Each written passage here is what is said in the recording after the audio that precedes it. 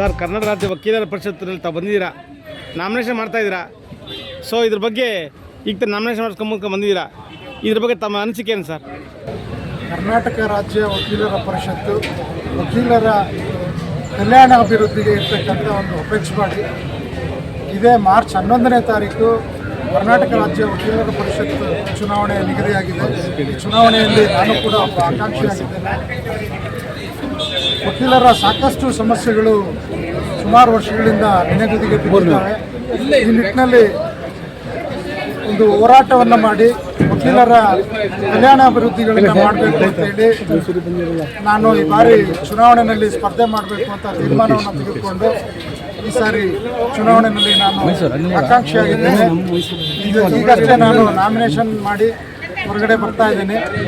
ಈ ಬಾರಿ ಸುಮಾರು 71,500 ವೋಟರ್ಸ್ ಅಂದರೆ ವಕೀಲರು COP-ಯನ್ನು ಸಲ್ಲಿಸಿದ್ದು, ರಾಜ್ಯಾದ್ಯಂತ ವಕೀಲರು ಮತವನ್ನು ಚಲಾವಣೆ ಮಾಡಬೇಕಾಗಿದೆ. ಆಯಾ ತಾಲೂಕುವಾರು ಜಿಲ್ಲಾವಾರುಗಳಲ್ಲಿ ಮತ ಕೇಂದ್ರಗಳು ಇರ್ತವೆ.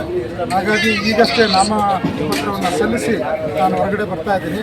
ಈ ಚುನಾವಣೆಯಲ್ಲಿ ಅತಿ ಹೆಚ್ಚು ಪ್ರಥಮ ಪ್ರಾಶಸ್ತ್ಯ ಮತಗಳನ್ನು ಕೊಟ್ಟು ನನ್ನನ್ನು ಜಯಶೀಲರನ್ನಾಗಿ ಮಾಡಿದಂಥ ಪಕ್ಷದಲ್ಲಿ ವಕೀಲರ ಕಲ್ಯಾಣ ಅಭಿವೃದ್ಧಿಗೆ ನಾನು ಶ್ರಮಿಸಲು ಆಸಕ್ತನಾಗಿದ್ದೇನೆ ಅನ್ನೋ ಆಶ್ವಾಸನೆಯನ್ನು ತಮ್ಮಲ್ಲಿ ಕೊಡ್ತೀನಿ. ಸರ್, ಹೀಗಿದ್ದಾಗ ನೀವು ಮೈಸೂರು ಇದ್ಕೊಂಡು ಬೆಂಗಳೂರಿನಲ್ಲಿ ಮೋದಿ ಅಂತಾರೆ, ಮಿನಿ ಮೋದಿಜಿ, ರಾಜಶೇಖರ್ ಮೋದಿ ಅಂತಾರೆ, ಮತ್ತು ಲೋಕೇಶ್ ಅಣ್ಣ ಅಂತಾರೆ, ಇನ್ನು ಪಕ್ಕದಲ್ಲಿ ಸೀದಾ ಕೋಸಿದ್ದಾರೆ. ಇವ್ರ ಮನಸ್ಸುಗಳೆಲ್ಲ ತೆಗೆದುಕೊಂಡು ಅವನ್ನ ಇವತ್ತು ನಾಮಿನೇಷನ್ ಕರ್ಕೊಂಬಂದಿರಿ. ಇದ್ರ ಗುಟ್ಟೇನು? ಈ ಚುನಾವಣೆ ಅಂತ ಹೇಳಿದ್ರೆ ಇದಕ್ಕೆ ಒಂದು ರಾಜ್ಯಾದ್ಯಂತ ಮತದಾರರು ಮತವನ್ನು ಚಲಾವಣೆ ಮಾಡಬೇಕಾಗಿರೋದ್ರಿಂದ ಎಲ್ಲ ಜಿಲ್ಲಾಗಳಿಂದ ಸಂಬಂಧಪಟ್ಟ ಲೀಡರ್ಗಳನ್ನು ವಿಶ್ವಾಸಕ್ಕೆ ತೆಗೆದುಕೊಂಡು ನಾವು ಏನು ಅನ್ನೋದ್ರ ಮೇಲೆ ಆ ಲೀಡರ್ಗಳು ನಮ್ಮ ಜೊತೆ ಸಪೋರ್ಟ್ ಮಾಡಲಿಕ್ಕೆ ಬಯಸ್ತಾರೆ. ಈಗ ನನ್ನ ಜೊತೆ ಇದ್ದಾರೆ ಬೆಂಗಳೂರು ವಕೀಲರ ಸಂಘದ ಅನೇಕ ಲೀಡರ್ಗಳು. ಅದರ ಜೊತೆಗೆ ನಮ್ಮ ಲೋಕೇಶ್ ಅಣ್ಣ ಅವರಿದ್ದಾರೆ. ಲೋಕೇಶ್ ಅಣ್ಣ ಅವರು ನಮ್ಮ ಬೆಂಗಳೂರು ವಿಭಾಗದ ಸಂಪೂರ್ಣ ನೇತೃತ್ವವನ್ನು ವಹಿಸ್ಕೊಂಡಿದ್ದಾರೆ. ಮೈಸೂರಿನಲ್ಲಿ ನಮ್ಮ ಹಿರಿಯ ವಕೀಲರು, ನಮ್ಮ ಗುರುಗಳು ಹಾಗೂ ಮಾಜಿ ವಕೀಲರ ಪರಿಷತ್ತು ಅಧ್ಯಕ್ಷರು ಹಾಗೂ ಮಾಜಿ ಬಾರ್ ಕೌನ್ಸಿಲ್ ಆಫ್ ಇಂಡಿಯಾ ಸದಸ್ಯರು ಆದಂಥ CM ಜಗದೀಶ್ ಅವರು ನಮ್ಮ ಜೊತೆಗಿದ್ದಾರೆ. ಅವರೆಲ್ಲರ ಆಶೀರ್ವಾದಗಳಿಂದ ನಾನು ಈ ಬಾರಿ ಚುನಾವಣೆಯಲ್ಲಿ ಸ್ಪರ್ಧೆ ಮಾಡಬೇಕು ಅಂತೇಳಿ ಚುನಾವಣೆಯಲ್ಲಿ ಸರ್ ನಿಮ್ಮ ಜೊತೆಗೆ ಇದ್ದಾರೆ ನಮ್ಮ ರಾಜಶೇಖರ್ ಮೋದಿ ಅವರು. ಇದ್ರ ಬಗ್ಗೆ ಹೇಳ್ತಾರೆ, ಹೇಳಿದ್ದೀವಿ. ಮೋದಿ ಅವರು ನಮ್ಮ ಭಾಳ ಅತ್ಯಾತ್ಮರು. ಅವರು ನಮ್ಮ ವಿಶ್ವಾಸವನ್ನು ನೋಡಿದ್ದಾರೆ. ನಾವು ಸಾಕಷ್ಟು ಅವ್ರ ಜೊತೆ ಒಡನಾಟವನ್ನು ಹೊಂದಿದ್ದೇವೆ. ಅವರು ಎಲ್ಲ ಅವರ ಸ್ನೇಹಿತರಿಗೆ ನನ್ನನ್ನು ಇಂಟ್ರಡ್ಯೂಸ್ ಮಾಡಿಕೊಟ್ಟಿದ್ದಾರೆ. ನಾವು ಅವರು ಲೋಕೇಶ್ ಅಣ್ಣ ಹಾಗೂ ನಮ್ಮ ಸ್ನೇಹಿತರು ಬೆಂಗಳೂರು ಮತ್ತು ಮೈಸೂರು ಹಾಗೂ ಬೇರೆ ಬೇರೆ ಎಲ್ಲ ಜಿಲ್ಲಾಗಳಿಂದ ವಕೀಲ ಮಿತ್ರರು ಸೇರಿಕೊಂಡು ವಕೀಲರ ಕಲ್ಯಾಣ ಅಭಿವೃದ್ಧಿಗೆ ಹೋರಾಟವನ್ನು ಮಾಡಬೇಕು ಅಂತ ತೀರ್ಮಾನವನ್ನು ತೆಗೆದುಕೊಂಡ ಸಂದರ್ಭದಲ್ಲಿ ಅವರೆಲ್ಲರೂ ನನಗೆ ಸಹಕಾರವನ್ನು ಸೂಚಿಸಿದರು. ಆ ಸಮೇತವಾಗಿ ನಾನು ಈಗ ನಾಮಪತ್ರವನ್ನು ಸಲ್ಲಿಸ್ತಾ ಇದ್ದೀನಿ. ಸರ್, ರಾಜಶೇಖರ್ ಮೋದಿ ಸರ್ ಇವತ್ತು ಮೈಸೂರಿಂದ ಮಾದೇವ್ ಪ್ರಸಾದ್ ಸರ್ ಬಂದಿದ್ದಾರೆ. ಅವ್ರ ಬಗ್ಗೆ ತಾವು ಏನೊಂದು ಶಕ್ತಿ ಕೊಟ್ಟು ತುಂಬ್ತಾ ಇದ್ದೀರಾ?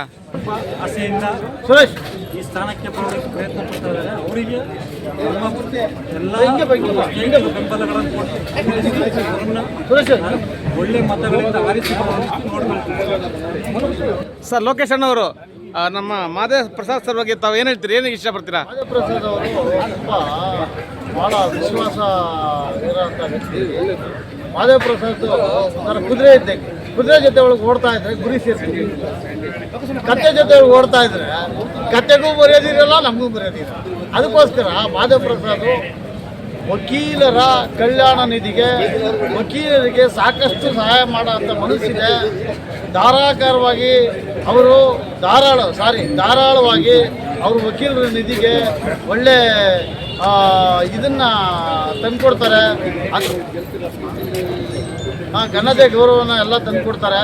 ಆದ್ದರಿಂದ ಮಾದೇವ್ ಪ್ರಸಾದ್ ಅವ್ರನ್ನ ಗೆಲ್ಲಿಸಲೇಬೇಕು ಅಂತಂದ್ಬಿಟ್ಟು ನಾವು ಎಲ್ಲರೂ ತಮ್ಮೊಡನೆ ಸೇರಿ ನಾವು ಮಾದೇವ್ ಪ್ರಸಾದ್ನ ಗೆಲ್ಸೋಣ. ಸರ್, ಹೀಗಿದ್ದಾಗ ಮಾದೇವ್ ಪ್ರಸಾದ್ ಸರ್ ವಕೀಲರಿಗೆ ತಮ್ಮ ಸಂದೇಶ ಏನು? ತಾವು ಗೆದ್ದು ಬಂದರೆ ಏನೊಂದು ಸಂದೇಶ ಕೊಡ್ತೀರಾ? ಅದು ಏನು ಮಾಡಬೇಕು ಅಂತ ಹೊರಟಿದ್ದೀರಾ, ಇದ್ರ ಬಗ್ಗೆ ಹೇಳಿ. ಕರ್ನಾಟಕ ರಾಜ್ಯ ವಕೀಲರ ಪರಿಷತ್ನಲ್ಲಿ ವಕೀಲರ ಅನೇಕ ಸಮಸ್ಯೆಗಳಿಗೆ ಸ್ಪಂದಿಸಲು ಅವಶ್ಯಕತೆ ಇದೆ.